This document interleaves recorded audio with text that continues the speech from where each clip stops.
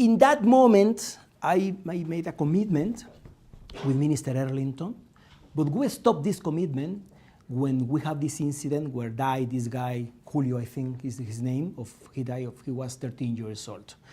The atmosphere in both countries was terrible, especially in Guatemala, particularly in Guatemala. The Guatemalan population was very upset with this incident because you cannot justify the death of a kid of 13 years old. At this moment, we have to stop with this commitment because it was not the right atmosphere. Now I went out of my position a year and a half ago, probably, something like that. But in any case, the idea to go to the ICJ is to define this border. And the Sarstoon has to be defined by the ICJ too, because according to the documents we read, it could be the border between both countries, but has to be the International Court of Justice the one who has to define. But to answer your question, we stopped with this commitment because the atmosphere in both countries was so terrible, and there is no way to justify the death of a kid of 13 years old.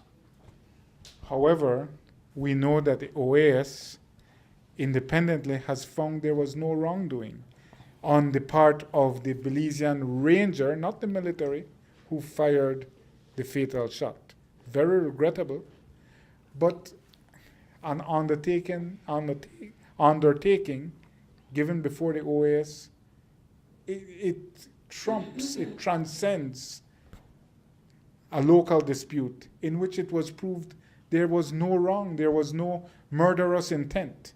It was an accident, a very unfortunate one. The death of a kid is terrible. And I invite you to remember what we experienced at that moment. I hate it because we, with Minister Elrington, at that moment, we tried to build a good relation between both countries, and we promised each one to do not provoke any kind of incidents, just to let the people know better the other population. But the death of a kid of 13 years old disturbed the atmosphere between both countries. If you remember, the ambassador of Guatemala to Belize was recalled to Guatemala for almost 2 years. Until, thanks God, today we have an ambassador in Belize. I think we need to build again, and we need to promise ourselves, we need to promise both countries to try to avoid any kind of incidents, because every time we have an incident, we have this kind of effects in the political arena, in the political atmosphere between both countries.